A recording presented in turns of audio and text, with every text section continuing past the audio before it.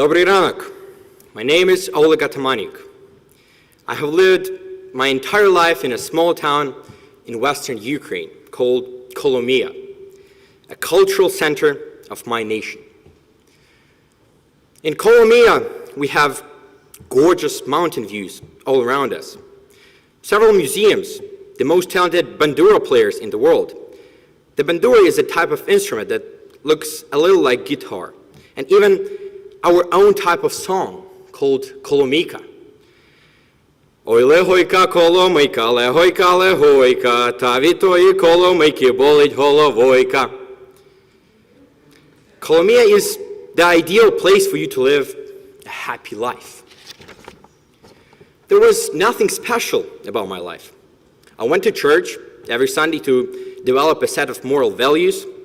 I hiked in the Carpathian Mountains with my friends to admire the magnificent Ukrainian landscape. I received a fair bit of attention from gorgeous Ukrainian girls. And I was a committed soccer ultras fan, frequently fighting with Shakhtar Donetsk supporters to get that adrenaline pumping. I was happy. My life was great. I did not leave my home and travel to the United States because I wasn't happy. The only reason I'm here is because I like to build. I like to make what's around me better. In 2017, my friend Oleh and I worked together to build a debate club in Oleh. We quickly became one of the most active delegations in national events, and in 2021, my teammate Krista and I finished second in Ukraine's largest debate championship. I felt delighted to be a part of a community that encourages critical thinking and the development of unique perspectives on various issues. My next goal was to establish a student government at my school. Until 2018, there was no such thing as student government. We as students spend 1/3 of our time at school. We had to have a say. After self-electing myself as the president of the student government, why not? I began again to build. My goal was to have a stronger community, to have every student feel included, and to help anyone who wanted to get involved have a way to do so. Some of the things we accomplished were setting up group tutoring sessions after school so that students from various socioeconomic backgrounds could receive free homework assistance. We also applied for a European grant to construct a soccer field next to the school to improve our team's competitiveness. We started a program to educate teenagers on financial literacy. Maybe most significantly, we implemented an after-school program targeted at cultivating patriotism in students. The country of Ukraine is only 30 years old, having declared its independence from the Soviet Union in 1991. It was critical to keep building our identity as Ukrainians.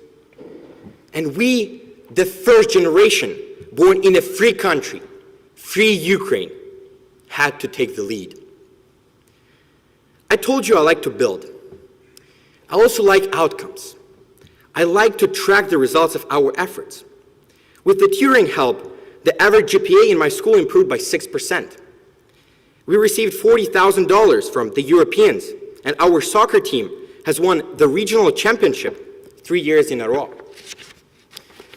Finally, 7 students from my school joined Ukraine Armed Forces to protect everything our nation has built in the last 3 decades. Many of my friends and classmates were mentally prepared to protect their country. We all understood that when in 2014 Russia annexed Crimea, a southern peninsula of Ukraine, they were not going to stop there. Still busy as I was, I began to wonder, why am I here? What is my significance as a human being?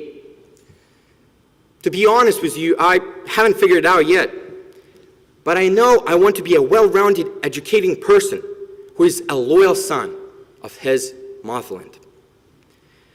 In 2019, I was chosen to be an ambassador of Ukraine to the lovely state of Alabama. I spent 6 months learning American culture and sharing my own in Prattville, Alabama. The first question an Alabama man asked me was, "Ukraine is part of Russia, right, son?"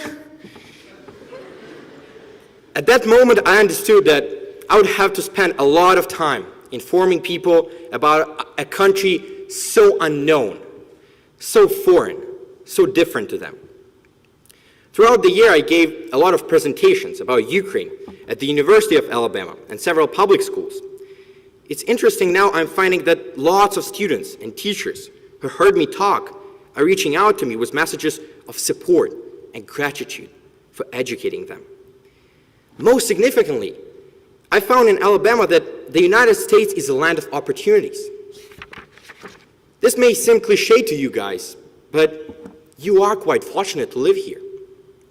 People in the United States have the right to speak freely, yet in Ukraine many topics remain untouchable. You have an independent operating judicial system, but Ukraine is still dealing with corrupt judges. Finally, you guys can make plans and have dreams without worrying that your country might be invaded at any second.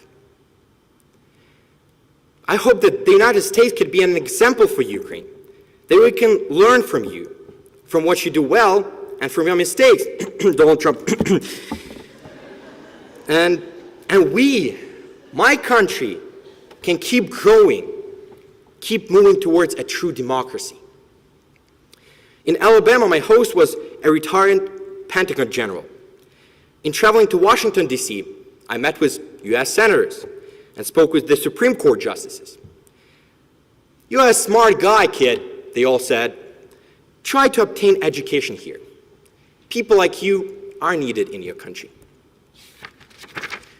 So I chose to leave my town, to leave my home, to leave my country, because I want to keep building, to make what's around me better. But very suddenly, all my hopes and dreams have changed. On February 23rd at 9 p.m., I called my parents and said, "Mom, I'm sorry to bother you at 4 in the morning, but Russian tanks are in Ukraine. Colombia will be bombed in the next several minutes. You must find a bunker now." The war had begun, and Colombia did get bombed. The Ukrainian people have fought bravely for over months now. My grandmother and sister have escaped to Poland, while my parents are sheltering a family that had to flee Mariupol. My best friend, who is 20 years old, is on the front line. My uncle has become an active cyber warrior and attacks Russian websites every single day. The fight goes on. I want you to know who the Ukrainian people really are. We are battling inhumane barbarians who destroy 90% of Mariupol, a beautiful old city of 500,000 people. They have bombed maternity hospitals, homes, and killed people for having pro-Ukrainian tattoos on their bodies. Meanwhile, Ukrainian soldiers are not committing war crimes. The videos where the Ukrainian citizens are feeding captured Russians and Ukrainian doctors are caring for injured Russian soldiers are all over the internet. The Ukrainian people are demonstrating a remarkable amount of humanity. You may ask, Oleg, is the freedom you are fighting for really worth it? I mean, kids are dying. People have to leave their homes and Ukrainian cities are getting destroyed. Ukraine could just surrender to stop this horror, to stop this war.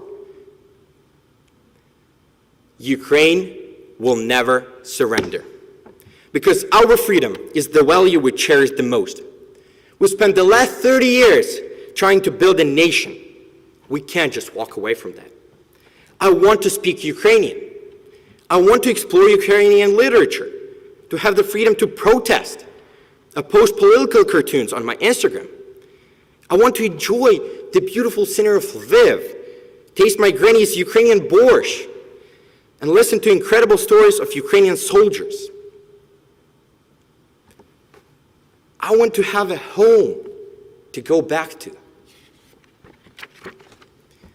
Nothing but the Ukrainian people's victory can make me a happy person again. I'm certain that Russia will lose this war and feel the consequences of its unprovoked attack on our sovereign country of Ukraine. And we will begin to rebuild our nation.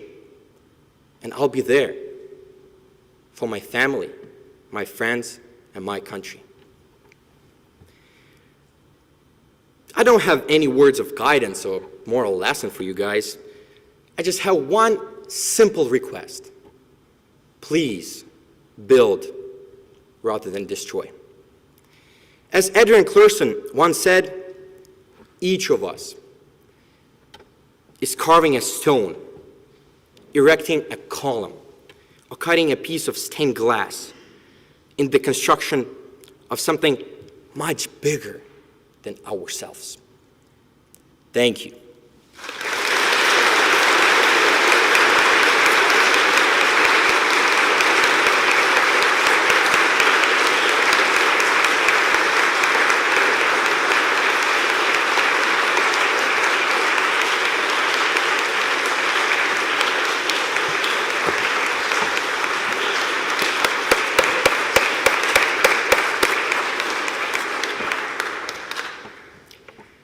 Thank you, Oleg.